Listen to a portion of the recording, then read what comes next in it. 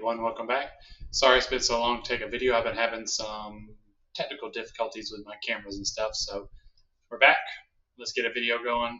We're finishing up Acts with Acts 27. We got one more chapter, I think, 28, and then we'll be done. So here we go. Let's put you a little right there. Let's go. When it was decided we would sail for Italy, Paul and some other prisoners were handed over to a centurion named Julius, who belonged to the imperial regiment. We boarded a ship from Adamyttium, about to sail for ports among the coast of province of Asia, and we put out to sea. Aristarchus and Macedonia from Thessalonica was with us. The next day we landed on Sidon, and Julius, in kindness to Paul, allowed him to go see his friends so they might provide for his needs. From there we put out to sea again and passed to the lee of Cyrus because of the winds were against us. When we had sailed across the open sea off the coast of Sicilia and Pompeii, we landed in Myra in Lycia.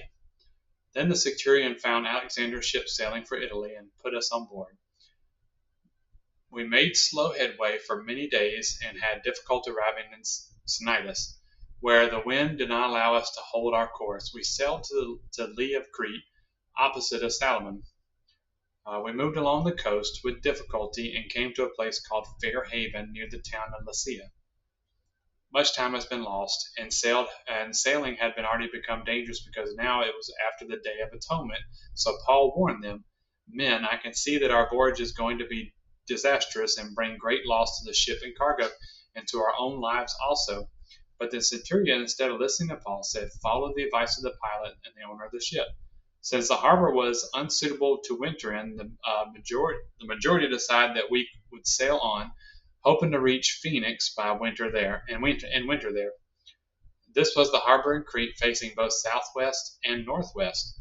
When a gentle south wind began to blow, they saw their opportunity, and so they weighed anchor and sailed across the shore to Crete. Before very long, the wind of hurricane force, called northeastern, swept down from the island.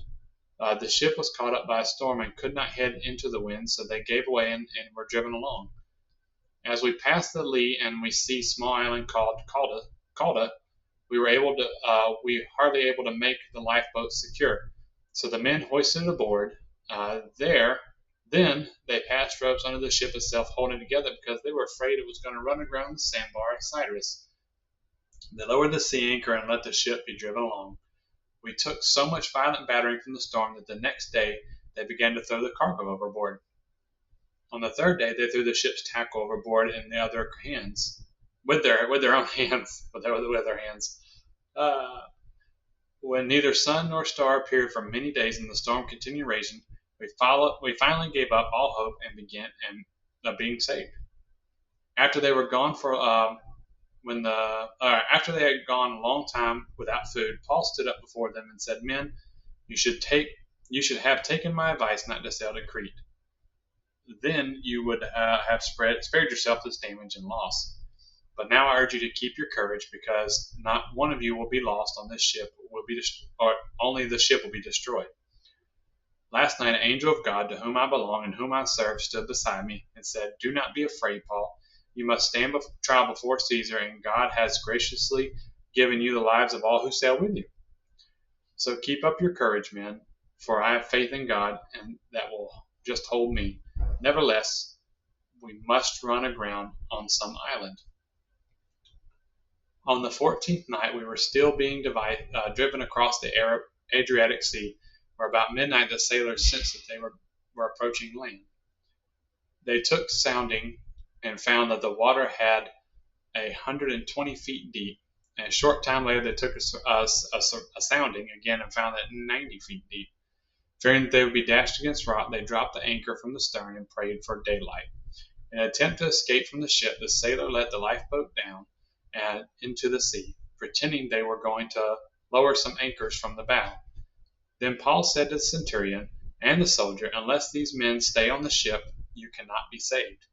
So the soldiers cut the ropes and held the lifeboat and let the lifeboat drift away.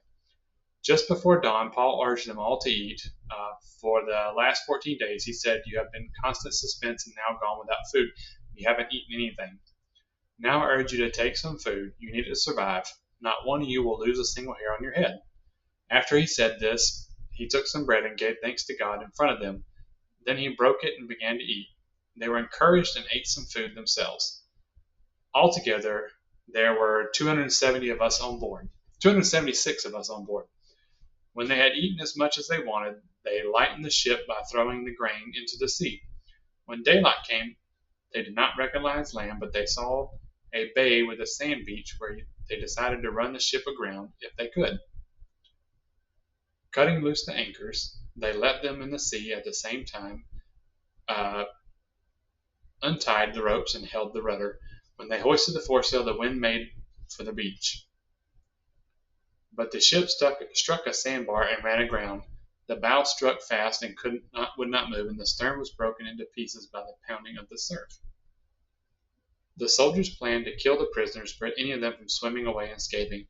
But the centurion wanted to spare Paul's life and kept them from carrying out the plan. He ordered those who could swim jump overboard first and get to land. The rest were to get on the planks or on a piece of ship, and the way everyone reached the land safely. Wow, okay. There we go. Turn this bad boy here. All right. Easy chapter. Paul is sailing for Rome to talk to Caesar, and they run into some hell force winds. Angel told them they were all going to survive, and Paul kept the faith, and he was trying to keep the sailors and everybody to keep faith, and eventually they did, and they got off. They ran ashore in a sandbar, and I think the next chapter you're going to find out they all lived. So, all right. Have a great day. Sorry about the delay in videos. Jesus loves you. Give all praise and honor and glory to the Father. Have a great day.